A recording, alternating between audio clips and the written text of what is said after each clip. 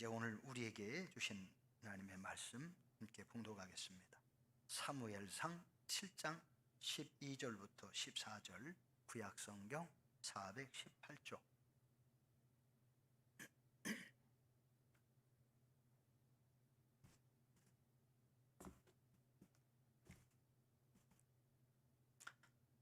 저와 여러분이 12절부터 14절까지 함께 봉독하시겠습니다. 시작.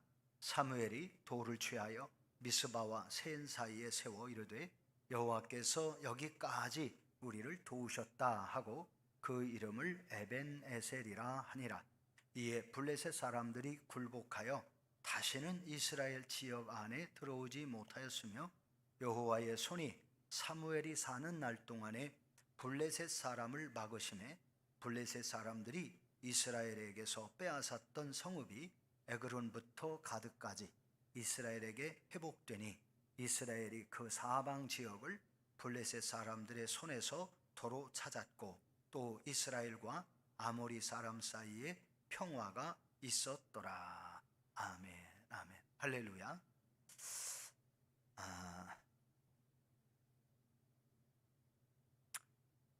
오늘 본문의 말씀은 이스라엘의 선지자이며 사사가 된 사무엘은 하나님을 향한 신앙에서 멀어졌던 이스라엘 민족을 하나님 신앙으로 다시 돌아오게 하는 회개 운동을 하게 됩니다. 사무엘상 7장 말씀에는 사무엘 선지자가 사사이며 제사장으로서 또한 이스라엘의 영적 지도자로 하나님께서 크게 쓰시고 아주 존귀하도록 높여주시는 그 내용이 자세히 기록된 말씀이 사무엘상 7장 말씀입니다. 사무엘은 사무엘상 3장에서 엘리 제사장 시대에 어린 나이임에도 불구하고 하나님께 부름을 받았습니다.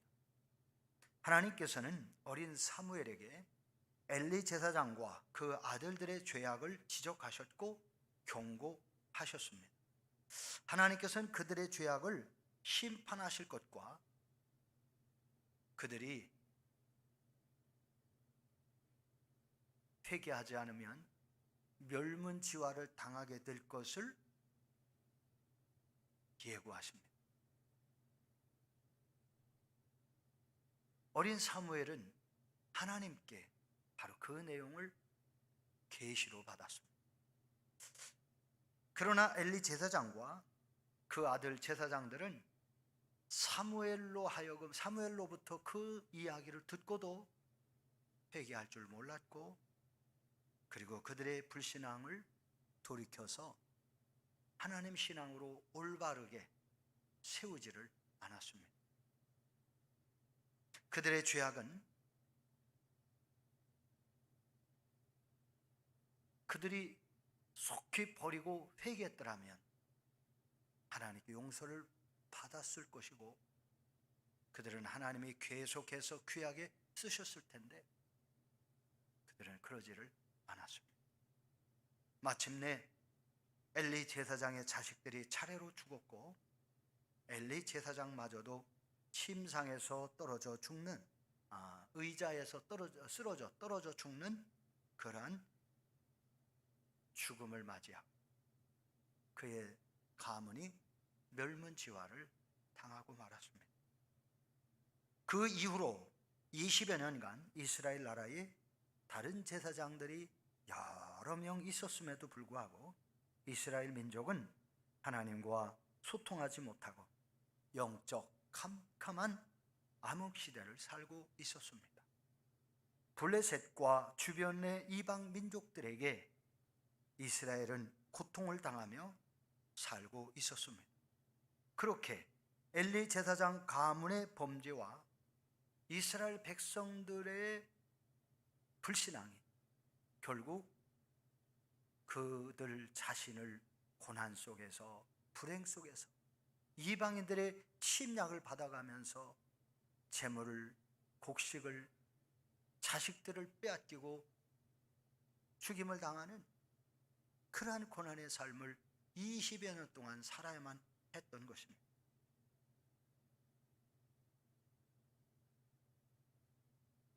그런데 하나님께서 사무엘을 통하여 이스라엘 민족을 다시 회복시켜 주신 말씀이 사무엘상 7장에 기록되어 있는 것이고, 오늘 본문 말씀은 이스라엘을 불행해서 이제는 은혜와 축복으로 새롭게 삶을 시작하는 터닝 포인트가 되는 그러한 전환점을 하나님이 우리에게 알려주신 말씀이 본문의 말씀입니다.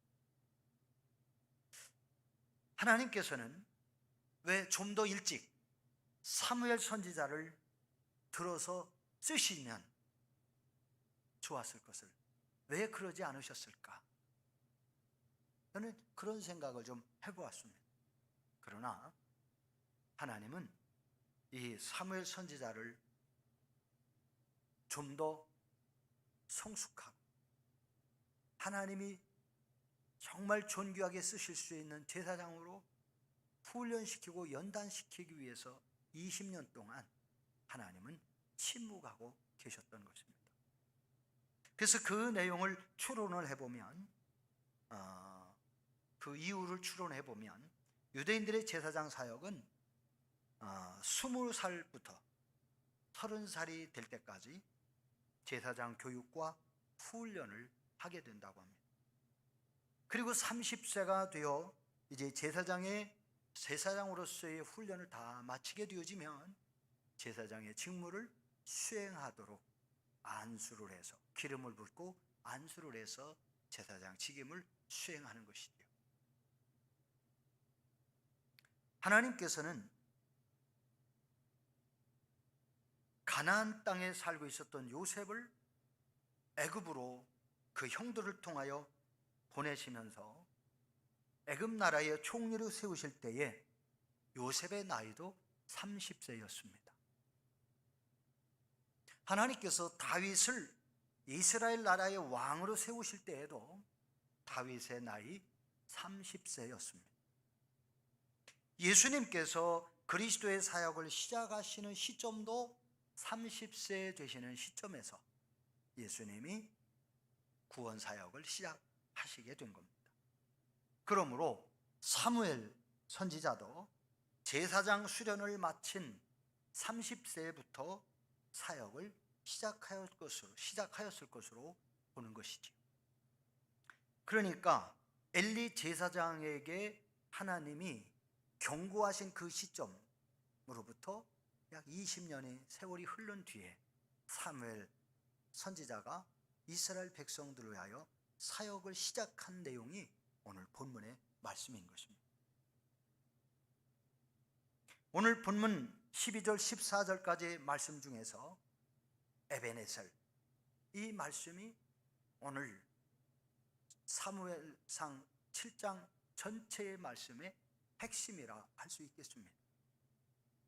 에벤에셀이라는 말은 도움의 돌이라는 뜻입니다. 도움의 돌. 사무엘이 하나님께서 이스라엘을 위하여 싸워주시고 이스라엘에게 승리를 안겨주신 그 하나님의 은혜에 대하여 감사의 고백으로 미스바와 센이라고 하는 그 두 지역 사이에 세운 기념비, 그 기념비가 바로 에벤에셀이었습니다. 오늘 본문의 말씀의 배경은 20년 전 엘리 제사장 시대의 사건으로 거슬러 올라가야 합니다. 그 당시에 이스라엘은 종종 블레셋과 이방인들의 침략을 받는 일이 일어났었습니다. 민족들 간에 종종 전쟁이 일어나면서 그 전쟁에서 이기면 복이 되고 전쟁에서 이기게 되면 전쟁의 노획물을 가질 수 있었습니다. 그러나 만일 그 전쟁에서 패하면 그 전쟁은 자식들이 죽기도 하고 곡식도 빼앗기고 자식들을, 아들이나 딸들을 노예로 끌려가는 그러한 불행을 겪어야만 했던 것이죠. 엘리 제사장이 이스라엘 백성을 지도하고 있던 그 시대에 엘리 제사장의 두 아들 홈니와 피나스 제사장이 평상시에 늘 하나님 앞에 부정하고 제물로도 부정하고 예배로도 부정하고 삶으로도 부정한 삶을 끊이지 않았습니다. 그래서 어린 사무엘을 불러서 하나님이 그것을 경고하신 거예요. 질책하신 겁니다. 그런데 엘리 제사장은 자기의 자식들이 잘못된 것을 알면서도 하나님이 그 경고의 말씀을 주실 때에 하나님이 행하신 일이 다 옳도다, 당연합니다, 그 얘기만 하고 자식들을 다독거리지 않았습니다. 자식들을 잘못된 것을 좀 질책도 하고 권면도 하고 그래서 바로 세웠어야 되는데 엘리 제사장은 그러지 않았어요. 그래서 그 자식들도 제사장들이었는데 그 제사장들이 하나님의 성전에서 예배에 생활에 반복해서 죄를 범하는 일을 하니까 마침내 이스라엘 나라에 블레셋과의 전쟁이 일어났고 그 전쟁터에서 엘리의 두 아들 홈니와 비느하스가 하나님의 법궤를 가지고 전쟁에 참여했다가 전사를 했습니다. 많은 젊은이들이 죽었어요. 그 법궤를 블레셋 군대들에게 빼앗겼습니다. 그 소식을 듣게 된 제사장 엘리가 의자에 앉아있다가 너무나 놀란 나머지 쓰러져서 목이 부러져 죽었습니다. 그리고 엘리의 둘째 아들 비느하스의 아내가 아이를 낳다가 죽게 되었는데 그때 출생한 그 손자 이름이 이가봇이었어요. 아기를 낳고 죽었습니다. 난산을 하다가 죽은 거예요. 그 이가봇이라는 그 뜻이 뭐냐면 그 아기를 낳다가 죽은 그 비느하스의 아내가 아들 이름을 이가봇 그렇게 지었습니다. 그 이가봇이라는 뜻이 뭐냐면 하나님의 영광이 이스라엘에서 떠났다. 무엇가 이스라엘에서 떠나요? 하나님의 영광이 이스라엘에서 떠나. 여러분, 하나님의 영광이 떠나면 불행과 고통이 오는 거예요. 하나님의 은혜가 우리와 함께 있으면 우리가 고통을 당하고 불행하게 살던 삶도 고통이 변하여 평안이 되고 불행이 변하여 행복이 되는데 하나님의 은혜가 떠나면 슬픔과 고통, 불행밖에 남는 것이 없습니다. 이가봇이라고 하는 이 말은 단순히 엘리 제사장 가정에서 하나님의 영광이 떠나는 것을 의미하는 것이 아니라 이스라엘 전체에서 하나님의 영광이 떠났다. 왜 그렇습니까? 하나님 영적 지도자의 타락과 불신앙은 곧 백성들의 타락과 불신앙으로 이어졌기 때문입니다.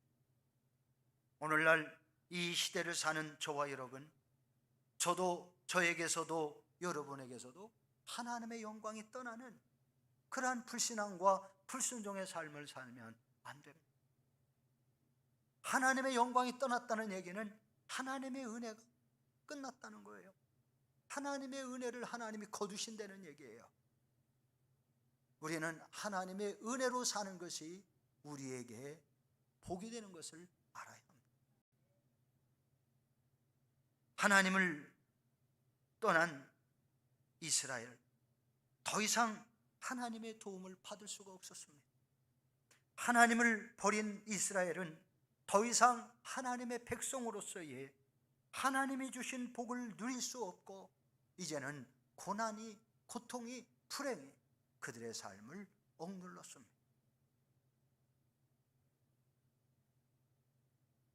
그러면 하나님의 영광은 영원히 떠날까요? 아니, 하나님의 영광은 잘못된 생각을 가지고 사는 백성, 죄악을 범하며 사는 백성, 잘못을 버리고 죄악을 버리고 회개하고 하나님께 돌아오면 하나님을 언제든지 회개하고 하나님 앞에 돌아온 그 백성들을 다시 품으시고 하나님이 그 백성들에게 다시 은혜를 주시고 다시 영광의 삶을 살도록 회복시켜 주시는 하나님이심을 우리는 알아야 합니다.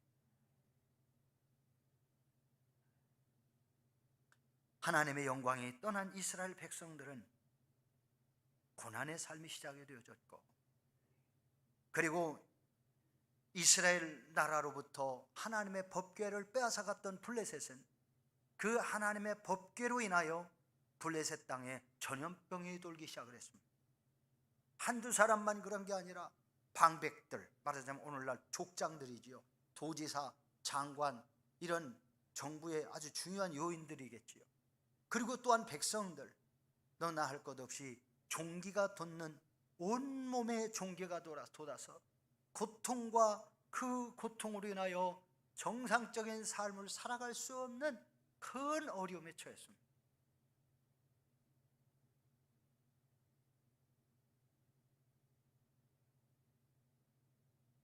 이 블레셋 사람들은 이스라엘에서 빼앗아온 법궤를 자기들이 섬기는 다곤 신이라고 하는 우상의 제단 앞에 그 하나님의 법궤를 갖다가 바쳤습니다. 그러면서 그곳에 제물을 바치고 그들이 축제를 벌였어요.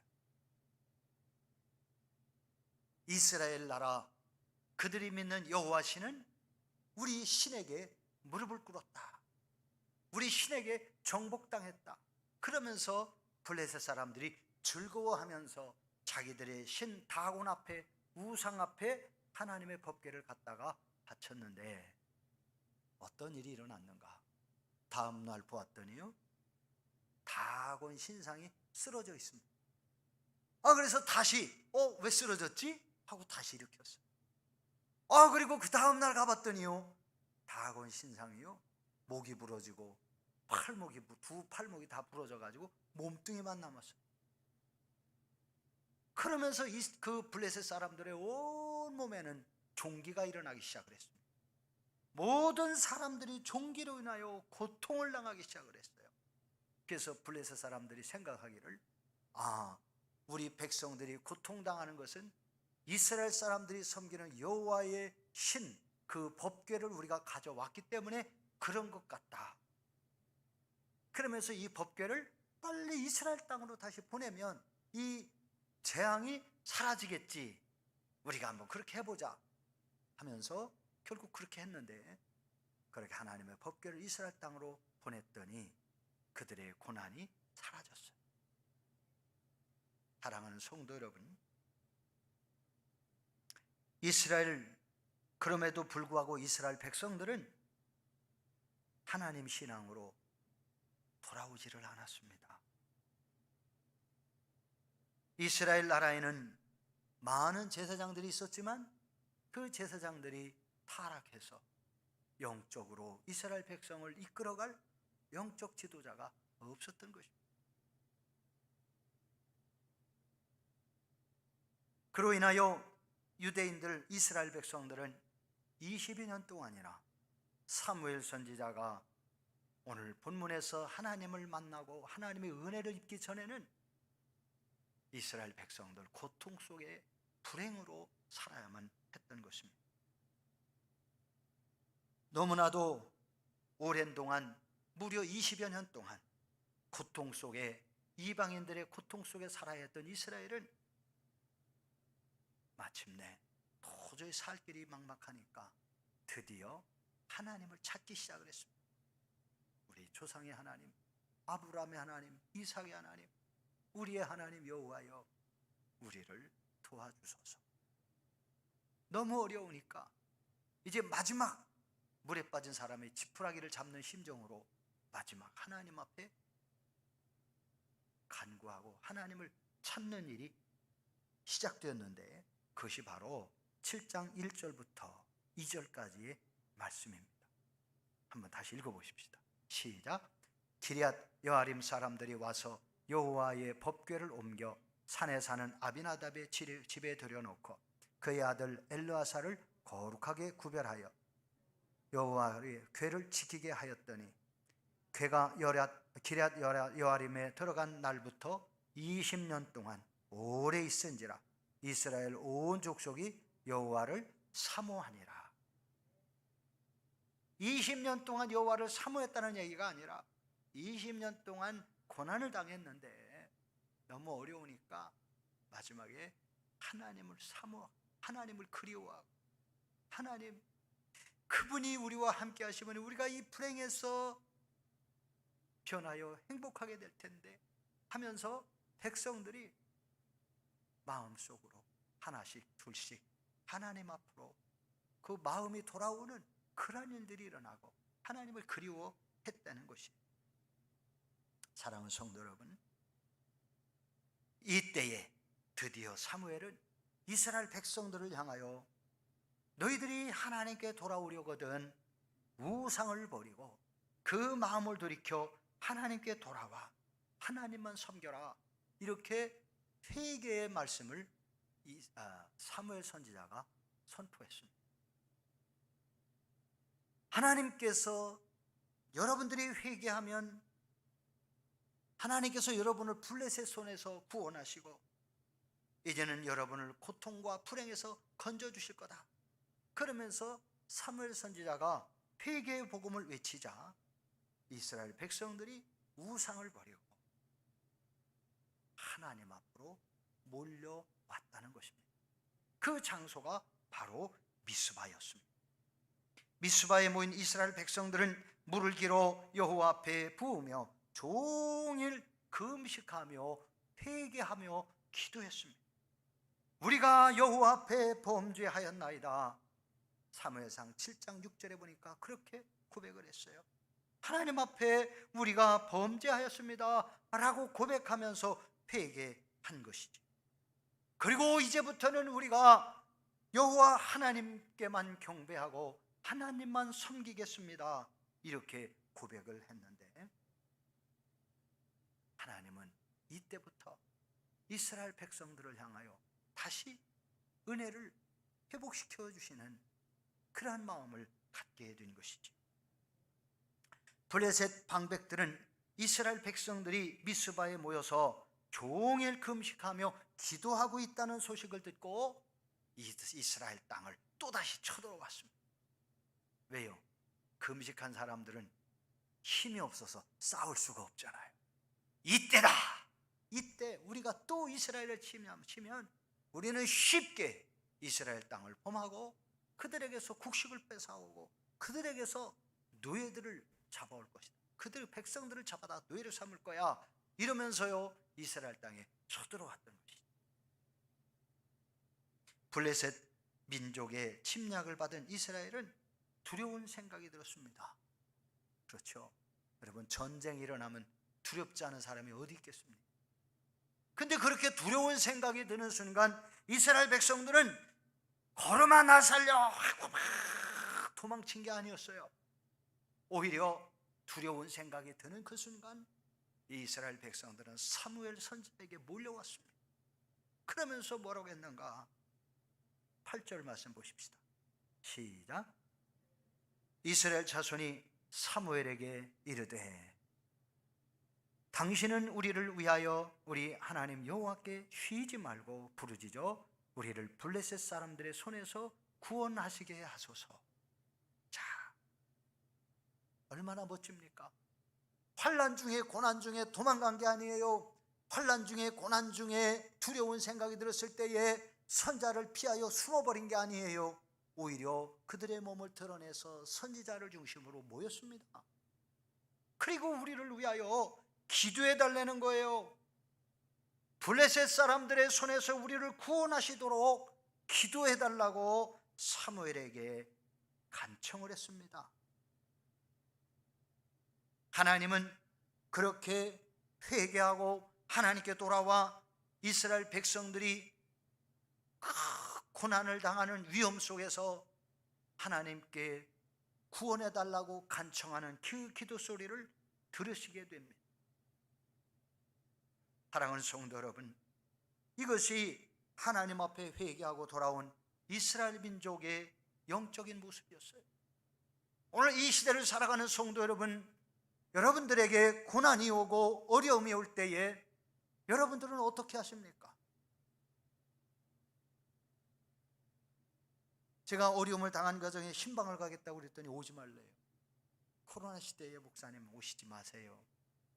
오지 말라고 그래서 제가 못 갔습니다. 얼마 전에도 전화했더니 오지 말래요. 그래서 안 갔어요. 제가 코로나를 전파하는 사람으로 혹시 착각했는지 모르겠어요.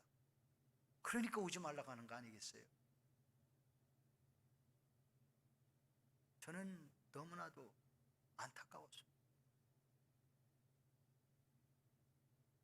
천계원 성도한테도 제가 신방을 가겠다고 3차례나 전화를 해요. 근데 모두 거절당했어요. 병원으로 가면 병원에서 못 들어오게 해요. 직계 가족 외에는. 직계 가족도 여러 사람 못 들어오게 한대요. 한 사람밖에 못 들어가게 한대요. 그래서 못 가지요. 그러나 집에 있으면 갈 수 있잖아요. 아니, 그 모습이 너무 안타깝습니다. 오늘 성경에 보면 이스라엘 민족은 주의 종을 중심으로 모여서 기도했다는 거예요. 구원해 주시도록 기도했다는 거예요. 오늘날 여러분들에게 고난이 오고 어려움이고 문제가 있을 때 여기 정 목사는 아무 능력 없어요. 그러나 주의 종과 함께 기도할 때, 성경은 2-3 사람이 모여 기도할 때에, 주의 이름으로 기도할 때에 주님이 함께 하시고 응답해 주신다고 하셨어요. 우리가 그 말씀을 인정하고 믿는다면 고난을 당할 때에 우리가 어떻게 해야 됩니까? 주의 종과 함께 연합하고 속회원들과 함께 연합하고, 그래서 우리가 연합해서 하나님께 회개하며 하나님께 기도해야 되지 않겠어요? 그래야 우리의 문제를 해결받고 하나님은 우리의 기도를 들으시고 우리의 어려움을 살피시고 우리에게 찾아오셔서 우리를 구원해 주실 거란 말이에요. 근데 많은 사람들이 코로나 시대라고 신방을 거부합니다. 어떻게 하실지 모르겠어요. 제가 이번에 말씀, 축복의 말씀, 약속의 말씀을 뽑고서 1월 첫째 주 화요일부터 제가 말씀 신방을 하려고 그래요. 거부하는 가정은 안 가겠습니다. 거부하는데 어떻게 갑니까? 성경에도 영접하는 자, 그 이름을 믿는 자들에게는 하나님의 자녀가 되는 권세를 주셨다고 했어요.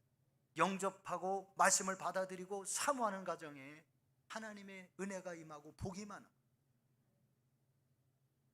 그러니까 말씀 뽑고요, 여러분 선착순으로 신청을 하세요. 너무 동서남북으로 왔다 갔다 하면 어려우니까 가능하면 그래도 이렇게 하지만, 그러나 유구 시내야 뭐 얼마 됩니까? 이리 왔다 저리 왔다 해도 길어봐야 뭐 5분 10분밖에 안 걸려요. 이리 왔다 저리 왔다 해도. 그러니까 어쨌든 선착순으로 신방 신청하는 가정에 화요일부터 그냥 아침부터 신방을 할 테니 여러분 말씀을 뽑고 가시기 전에 신방 날짜 알려주십시오. 시간 알려주십시오. 그러면 시간이 겹치면 제가 그것을 순서대로 정리해가지고 여러분에게 알려드리고 그 시간에 신방을 하도록 합니다. 아멘 안 하시려 보니까 역시 거절인가 봐. 왜 이렇게 이 코로나 시대에 목사가 버림받는 것처럼 외면당하는지 몰라. 어떤 분들은 목사님을 모시면 예수님 모시는 것 같아서 나는 목사님 모시는 게 좋아요. 그러면 신방 요청하는 분이 있는데, 그렇게 신방 간다고 해도 참, 그런데 안 가면 저는 육신적으로 편해요.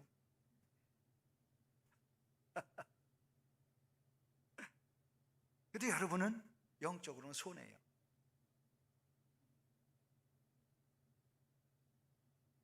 사무엘 선자는 백성들이 몰려와서 우리를 위하여 기도해달라고 요청할 때에 어떻게 했습니까?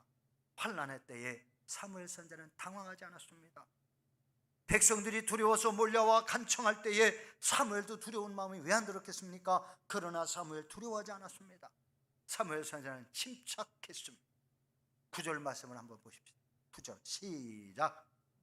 사무엘이 젖 먹는 어린 양 하나를 가져다가 온전한 번제를 여호와께 드리고 이스라엘을 위하여 여호와께 부르짖으매 여호와께서 응답하셨더라. 여호와께서 어떻게 하셨더라? 응답하셨더라. 사무엘 선지자가요 이 긴급한 상황에 참 인간적으로는 어리석어요. 전쟁이라서 빨리 군대를 조직해서 싸우러 나가야지.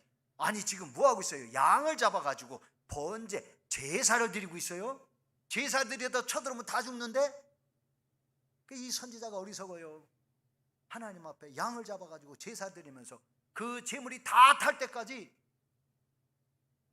하나님께 기도하고 있는 거예요. 하나님, 이 백성들을 구원해 주십시오. 구원해 주십시오. 근데 우리말로, 요즘 말로 그게 뭐냐? 예배입니다. 전쟁이 터졌는데 지금 성전에서 예배를 드리고 기도를 하는 거예요. 근데 블레셋 사람들이 보니까 저놈들 미친놈이네. 얼마나 만만합니까? 이때다! 그 음식하더니 뭐 기도하고 있어? 예배하고 있어? 제사하고 있어? 이때야! 그리고 쳐들어온 거예요. 그런데 하나님이 어떻게 하십니까? 예배를 방해하는 그들을 그냥 묵인하지 않으셨어요. 하나님이 하늘에서 진노를 하시고 이스라엘 백성들을 보호하기 위해서 내려오셨어요. 그냥 내려오신 게 아니에요. 천둥과 번갯불을 동반해가지고 내려오셨어요. 그리고서 블레셋 군대들, 예배를 방해하는 군대들을 그냥 막 번갯불로 천둥으로 그냥 막 지지고 태워버리시니까 다 타 죽으니까 걸음만 나 살려 다 도망가 버리잖아요. 그래가지고 하나님이 계속 쫓아갑니다. 어디까지 쫓아갔어요? 이스라엘 빼앗겼던 모든 영토를 다 찾기까지 하나님이 번개와 천둥과 번개불로 그들을 지지면서 태워 죽이면서 쫓아가신 거예요. 그 이스라엘 백성들은요, 제사하다가, 우리말로 하면 예배하다가 수심하죠. 여러분, 코로나 시대에도 두렵지요. 그러나 여러분, 우리는 그냥 지금까지 예배를 강행했잖아요. 하나님이 보호해 주셔가지고, 하나님의 눈동자처럼 보호해 주셔서, 우리 성도들의 가정을 보호해 주셔서, 직장을 보호해 주셔서 이 코로나에 한 가정도 걸리지 않았어요. 이 막내딸 신학교에서 어디 교회 봉사를 갔어요. 찬양 봉사를 대천으로. 그런데 대천으로 갔던가? 하여튼 갔는데 글쎄 해품을 그 봉사하던 팀 중에 하나가 확진자가 있었다네. 난리 난 거 아닙니까? 학교가. 그래가지고 격리하고 예배도 그날 못 드렸지? 그랬는데 하나님이 지켜주셔서 확진이 안 됐어요. 저도 글쎄 오자마자 얼굴 맞대고 키스를 했잖아. 그런 줄도 모르고 그런데 그냥 연락이 왔네. 아이고, 저까지 얼마나 걱정을 했다고요. 그런데 하나님의 은혜로 그 학생 외에는 아무도 안 걸렸어요. 같이 찬양으로 팀으로 그냥 가가지고 찬양하고 봉사를 했는데 그 중에 하나가 확진자인데 걸리면 와르르 걸리잖아요. 하나님의 은혜로. 할렐루야. 하나님의 은혜였습니다. 주의 종 사무엘은 하나님이 회개하고 하나님께 돌아와 부르짖어 간구하는 이스라엘 백성들과 함께 하신다는 사실을 믿었습니다. 그리고 그가 하나님 앞에 제사 드리는 순간에도 하나님이 지켜주시고 보호해 주실 것을 믿었습니다. 그랬더니 그들은 예배 중에 쳐들어왔는데 하나님은 예배를 방해하는 블레셋에 그냥 박살을 내버리신 거예요. 사랑하는 성도 여러분, 하나님은 어떠한 순간에도 우리와 함께 하신다는 사실을 믿는 성도들을 사랑하십니다. 그 성도들을 찾아오십니다. 그 성도들을 붙잡아 주십니다. 환난에서 보호해 주십니다. 환난의 문제들을 물리쳐 주시는 거예요. 이스라엘 백성들은 놀라운 하나님의 사랑을, 은혜를 경험했습니다. 10절 말씀을 보십시다. 10절 시작. 사무엘이 번제를 드릴 때에 블레셋 사람이 이스라엘과 싸우려고 가까이 오매 그날에 여호와께서 블레셋 사람에게 큰 은혜를 바라여 그들을 어지럽게 하시니 그들이 이스라엘 앞에 패한지라. 할렐루야. 얼마나 멋집니까? 절대 위기 순간이 왔음에도 불구하고 오직 하나님을 신뢰하고 하나님께 제사를 드리며 하나님께 기도와 간구로 부르짖는 사무엘과 그 백성들의 기도를 들으시고 그 제사를 방해하는 블레셋을 하나님이 불심판하신 거예요. 불심판. 천둥과 벼락으로 심판을 하신 거예요. 완전한 승리를 주셨습니다. 사랑하는 성도 여러분, 하나님은 이스라엘을 떠나지 않으셨습니다. 하나님은 이스라엘 백성들을 하나님을 찾고 하나님께 돌아오자 하나님은 이스라엘 백성들에게 찾아오셨고 백성들을 붙들어 주셨고 이스라엘 백성들의 손을 높이 지켜 올려 주셨습니다. 승리했습니다. 할렐루야.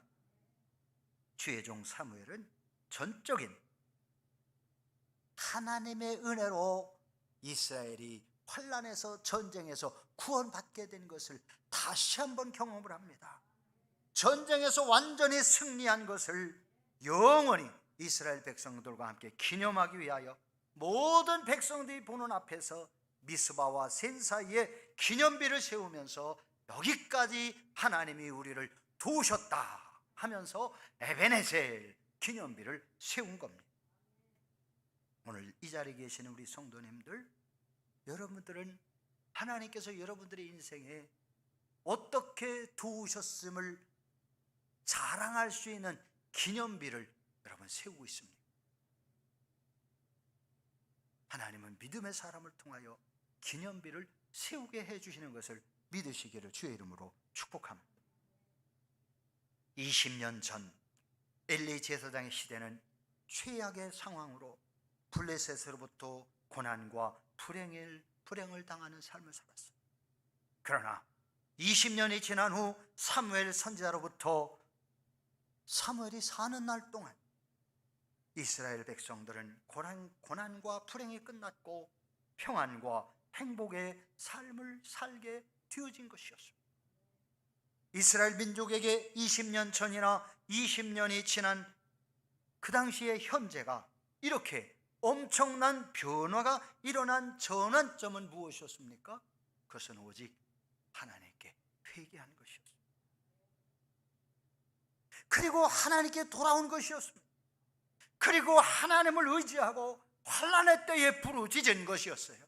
그랬더니 하나님이 그들의 삶을 불행에서 행복으로 하나님이 바꾸어 주셨습니다. 오늘 이 자리에 계신 우리 성도님들, 여러분들도 하나님 앞에 회개할 것이 있다면 진심으로 회개하시면 좋겠어요. 그리고 어려운 순간에 하나님을 떠났던 여러분들이라면 이제는 어려운 순간에도 하나님 앞에 돌아왔으면 좋겠어요.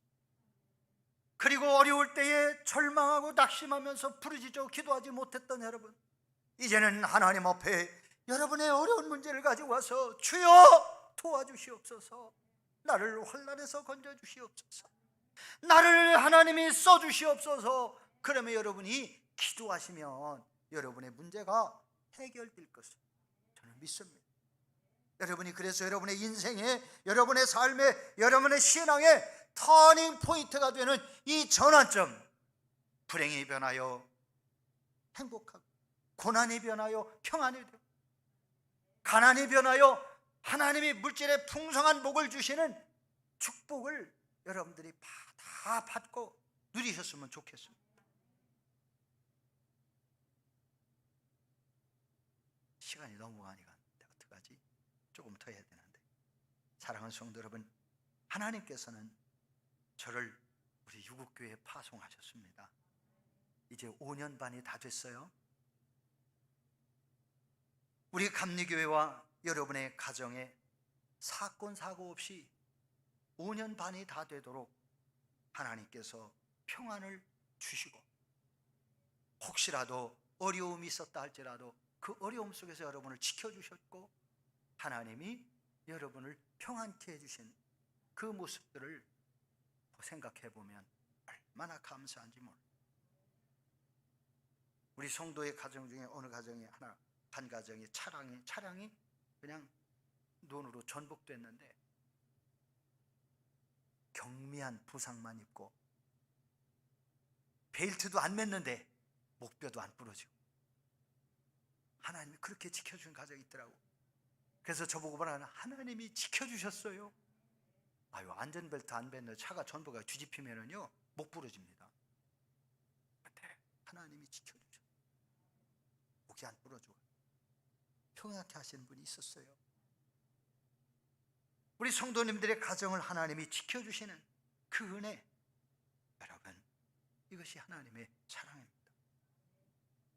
부임하던 첫 해 늦가을에 우리 모든 성도가 한 마음으로 성전을 건축한 마음으로 하나가 되게 하신 것이 우연이 아니라 하나님의 은혜였습니다. 두 번째 해에 주택을 철거하고 성전 부지 토목공사가 무탈하게 마무리된 것도 우연이 아니라 하나님의 은혜였지요. 7월 달부터 성전을 건축 시작하면서 옛 성전을 철거하고 새 성전을 준공하기까지 단 한 건의 사고도 발생하지 않게 하시고 공사가 중단되지 않게 하시고 순조롭게 일사천리로 건축되게 하신 그 모든 것이 하나님이 함께 해주시고 지켜주신 은혜였습니다. 코로나가 창궐하는 2년 동안 우리 교회와 성도 여러분의 가정이나 사업장이나 직장이 코로나로 폐쇄되지 않고 평안하였던 것이 우리의 능력으로 된 것이 아니라 저와 여러분을 밤낮으로 지켜주시고 보호해 주시는 하나님의 은혜였습니다. 금년 한 해 동안에도 과거 4, 5년 전에 비교해 보면 코로나 인원으로 인해서 코로나 사건으로 인해서 예배 인원이 들쑥날쑥하면서 어떤 때는 최하 20몇 명, 지금도 절반에 머물러 들쑥달쑥하고 있지만 그럼에도 불구하고 재정이 부족하지 않았습니다. 금년에는 여러분이 하나님과 교회를 사랑하면서 바친 헌금으로 건축하면서 차입했던 돈 중에 3천만 원을 갚았습니다. 할렐루야. 이것 또한 하나님의 은혜였습니다. 많은 교회들이 은행에 통장을 개설하고 통장을 성도들에게 다 알려줬어요. 그런데 저는 알려달라고 하는 몇몇 성도에게만 알려주고 나머지 성도에게는 안 알려줬어요. 그런데 통장 번호를 그렇게 다 알려줬어도 헌금이 3분의 1이 줄었다고 그러는데, 어떤 교회는 절반 이상이 줄었다고 그러는데, 우리는 코로나 사태가 일어나기 이전과 별 차이가 없었습니다. 하나님의 은혜였어요. 사랑하는 교회 여러분, 유국교회 한 가족이 된 여러분, 주의 종 사무엘과 또한 이스라엘에게 함께 하시고 보호하시고 승리의 복을 주신 것이 하나님의 은혜였던 것처럼 하나님께서는 지금도 저와 여러분의 삶의 현장에서 여러분과 함께 하시고 평안하도록 은혜를 베풀어 주시는 것이 하나님의 은혜입니다. 그러므로 우리는 우리들의 삶이 때로는 힘들고 어렵다고 할지라도 하나님을 멀리하거나 떠나거나 하지 마시오. 그럴수록 하나님께 더욱 가까이, 어렵고 힘들수록 더욱 하나님께 가까이 돌아오시기를 바랍니다. 하나님께서 여러분의 삶의 현장에 은혜를 베풀어 주셔서 여러분의 발걸음을 지켜주시고 여러분의 삶을 평안으로 인도하여 주실 것을 믿고 하나님을 신뢰하면서 하나님께 기도와 간구로 여러분의 문제들을 하나님께 다 맡기시기를 주의 이름으로 부탁을 드립니다. 에베네셀의 하나님,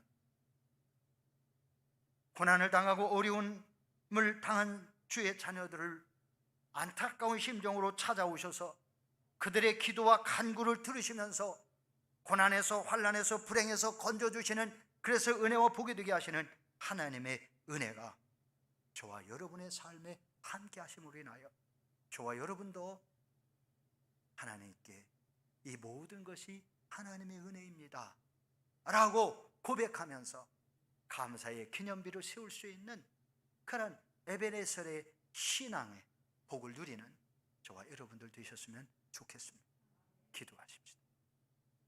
오늘 말씀을 붙들고 하나님, 우리가 이 모든 것이 하나님의 은혜였음을 고백하고 새해에도 하나님께서 우리에게 은혜를 베풀어 주시어서 우리가 더 복되고 아름다운 삶으로 하나님의 기쁨이 되고 하나님께 영광을 돌리는 은혜와 축복의 삶을 살아가게 해 주옵소서. 우리 이와 같은 기도의 제목으로 한 2분 동안만 통성으로 기도하십시다. 주여, 할렐루야. 아버지 하나님 감사합니다.